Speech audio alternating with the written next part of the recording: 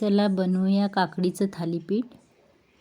काकडी खाणे आरोग्यासाठी खूप छान असते, चांगलं असते, पण मुलांना काकडी खायला आवडत नाही, म्हणून आपण काकडीचं थालीपीठ करून त्यांना खायला घालू शकतो।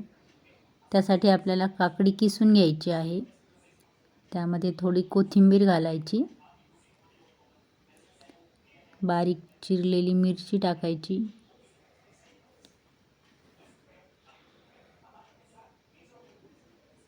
चवीनुसार तिखट, हळद आणि मीठ घालायचं आहे। तसेच थोडं जिरं सुद्धा आपल्याला त्यामध्ये टाकायचं। तुम्ही ओवा सुद्धा टाकू शकता, ओव्यामुळे पण छान लागते। यासाठी आपल्याला दही पण लागेल, साधारणतः अर्धी वाटी दही लागेल आणि तीळ पण घालायचे आहेत आपल्याला।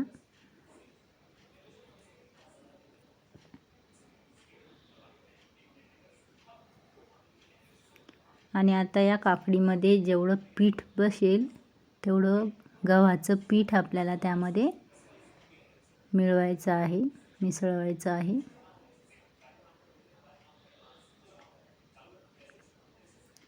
हे सगळं मिश्रण आपण एकत्र करून घेऊयात।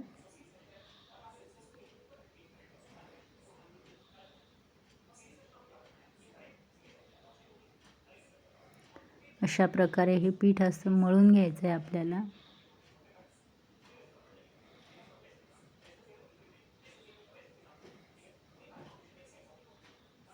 जास्त घट्टही नको आणि जास्त पातळही नको। पॅनवर थोडंसं तेल टाकून घ्यायचं आहे आणि ह्या पॅनवर आपल्याला थालीपीठ थापून घ्यायचं आहे।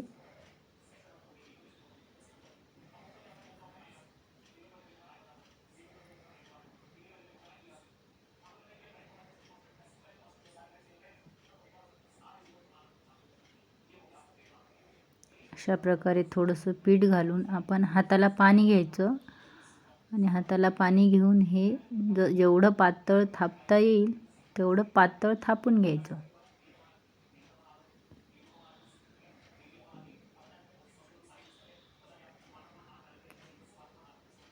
हे बघा अशा प्रकारे।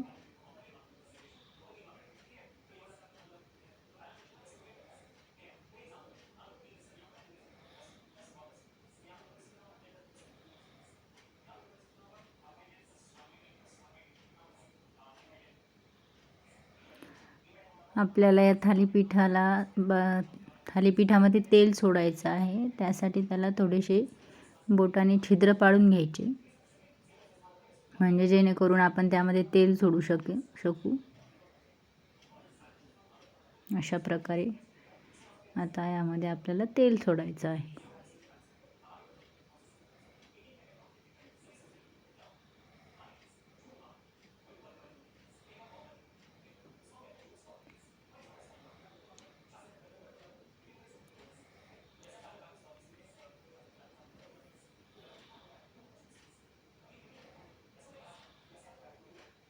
अशा प्रकारे तेल सोडायचं आहे, म्हणजे खाली लागणार नाही हे थालीपीठ आणि छान होईल।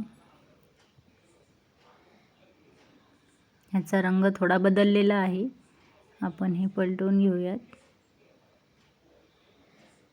हे बघा खूप सुंदर असा छान कलर आलेला आहे त्याला।